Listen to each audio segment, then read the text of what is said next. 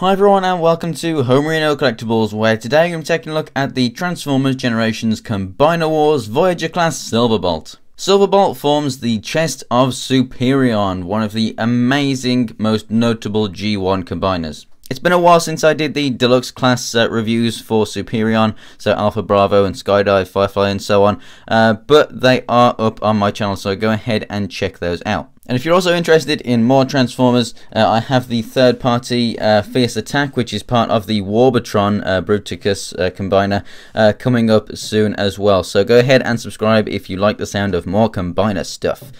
So on the back here we can see a few of the other guys in this wave. Obviously Dragstrip is not part of this combiner, but you can mix and match if you wish. So that's really fantastic about this line. And then also we have the picture of Silverbolt in both modes, and a small little bio there in a few different languages. So let's go ahead and finally get this thing open and take a closer look. And here we have Silverbolt out of the box and in the vehicle mode. So before we take a look at the figure, let's have a look at what it comes with. So we have the kind of collector card again, and unfortunately, yes, again, it does not have any kind of tech specs or anything. New ones that are revealed for next year, they are actually including tech specs on them. It was revealed at the New York Comic Con, so that is really awesome, and a lot of those Transformers do look really cool. It's kind of the next step after Combiner Wars, which is really awesome. So we're starting to get Headmasters and Target Masters, and they look absolutely fantastic. So you know, these will be improved at a later date, which is really nice. And then it also comes with the weapon for Superion and also for Silverbolt as well. It does detach into two sections, so you can have kind of the robot mode weapon and then combine it for the combiner form. Now, as you can see here, that does kind of look a bit like a wheel. This plane does have landing gear, as you can see here and here at the back. But what you can do is you can fold up this landing gear, and with those two posts you can peg it into those two posts right there. So you can actually attach the weapon and still have the landing gear, which I think is a really awesome way of integrating that gun. Whether you think it looks stupid or not, it's a Transformer, you should be able to integrate the weapon. Now, unfortunately, this section right here is kind of hollow, so that doesn't look all too fantastic as if it was that side. But I really do like the fact that you can integrate the weapon in a bit of a better way than maybe just whacking it on the top of the jet or something.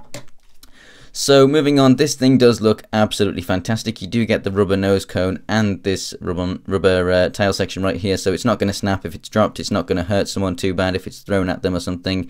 So that's really good. You have the two nice Autobot logos on the top and the molded in detail with the recessed panel lines. It reminds me a lot of a model kit, honestly. It is really fantastic.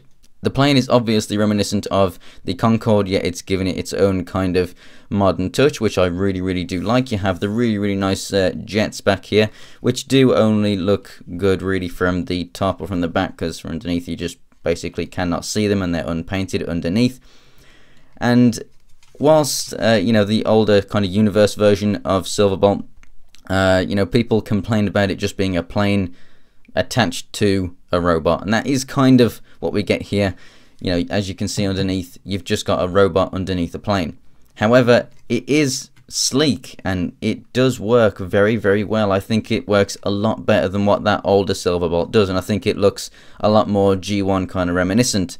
So I really do like this figure a lot. And finally, as a quick size comparison, here he is next to Skydive. So this figure is basically 9 inches from nose to tail. So here he is next to the deluxe class aerial bot Skydive. So these two are going to be combining in the next video, so that's going to be really awesome. But I really do think that the scale is awesome from a Voyager to a deluxe. Obviously from plane to plane, that's obviously very inaccurate, but in terms of the comics and the show and everything, big thumbs up from me. First of all, I'm going to go ahead and show you how to turn this thing into its combiner form. First thing that we're going to do is move that down and move the cockpit section up. The wings are going to go up too, and then these arm sections are going to be rotated all the way around. You can hear the nice solid ratchets there. These are going to come up about like that, and the hands flip backwards like so. and they're going to form the legs. Then down here we can kind of flip it up this way around. We are going to bring the head up from this midsection, and these antennae, they are very, very flexible, so if they are kind of warped a little bit like mine are, don't worry, they will get better with some hot water or something. They don't really like to stay up all too well, but they are kind of bent at the top too, so just give them a nice good push and they should hopefully stay in place. That pegs into that little gap right there. Then you flip this red section up, just that piece right there, if I can get it. For some reason it's, there we go, stuck on that head underneath. And then this chest section is going to come across and clip together. You bring these black pieces down, and then there we have the torso for Superion, which I think looks absolutely fantastic. You've got a sort of chest shield shape there, but there are third-party add-ons to put on more G1 accurate versions, and also different heads and whatnot. But it's very solid. You've got the connector ports on the sides there, and the connector ports in the bottom right there. I just think it looks absolutely awesome, and I cannot wait to put this guy together. So now let's go ahead and look at getting into the robot mode. So we're just going to reverse what we just did, obviously. So we're going to take these chest shields apart, move this red piece back down, move the head back inside, flipping the antenna back down.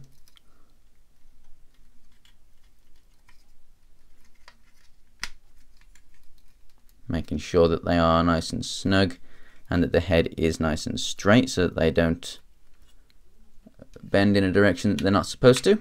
There we go, they are nice and put away.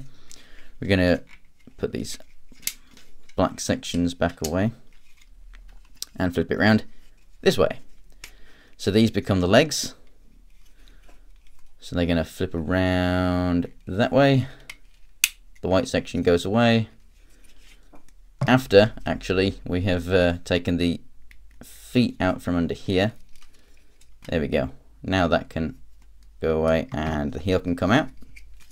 Do the same on the other side. Get the feet from out of there. Get the heel out.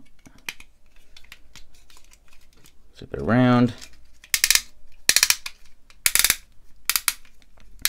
The arms simply flip down, and then the head is underneath this red section, so you flip that up and around, and there we have Silverbolt now in robot mode. So as you can see, it is a very simple transformation. There's a good range of steps right there, so whether you like more advanced transformations or very, very simple ones, it's not going to be too hard or too easy for you. I feel it's going to be about just right. In vehicle mode, this thing was 9 inches from nose to tail, and in robot mode it stands at just over 7 inches, so a good sized Voyager. A fantastic kind of torso section right there. It just looked absolutely awesome, and in robot mode I think it carries that on as well. We don't have too much of a kind of kibble backpack over here. I don't think that looks bad at all. You can do whatever you want with these wings. If you want him to have actual wings, you could obviously just keep them out like so, although that will limit the articulation a little bit, which I'll just go over real quick right now. So the head's actually on a ball joint, so it can look up and down and left and right and side to side a little bit. And I think that is an awesome, awesome G1 reminiscent face. Really nice Autobot logo right there. We have the rotation at the shoulder, again very ratcheted, because it's obviously going to support the whole combiner, because these are the legs for the combiner, or at least the thighs anyway, so they have to be nice and strong. Ratcheted all the way around the to the side there. We have a rotation at the upper part of the arm, a single jointed elbow that moves about 90 degrees, and then obviously if you want to call that articulation in the hand, then go for it. We have no waist movement there at all. The legs come all the way out to the side and to the front, and not really to the back, because this obviously does hinder it right there. We do have rotation at the thigh. We have a single jointed knee which moves as far as you can get it, with that being in the way right there. And then we have down here at the feet, obviously, whatever articulation you can utilize from that folding foot. So I think that it is a really nicely articulated figure, and it stands at good height, and it has a very good weapon. If you detach that and give that to him right here, then that looks really cool. He's got a really nice long blaster rifle. I think this is an absolutely fantastic figure for people who love the comics, or for people who like the original TV show. I think that it's definitely one to go for if you like anything else from the Combiner Wars line. There is going to be a Bruticus, which I cannot wait for, but for right now I'm just going to have to settle with Devastator, Superion and Menacer, keeping my shelves nice and warm. But yeah, I definitely think that you should pick this guy up. Let me know what you think about it. Let me know which Combiner you really do like the best. And stay tuned for the Combiner review of Superion, where I show you how to build the whole thing together, and then we do a full review of that. So if you want to check out the other figures that make up Superion, go ahead and check them out. The links are in the description below, and I'll show you in each of those videos, just like in this one, how to get them into their respective limb modes. So thanks for watching, guys. If you enjoyed the video, go ahead and give it a like. If you want to check out more pictures of anything else from my collection, check out my Instagram. It's Homerino123, and the links are in the description below. You can also check out my Twitter and Twitch from there if you want more updates about the channel. And for more Transformers Combiner Wars videos, go ahead and subscribe. So thanks for watching, guys, and I'll see you next time.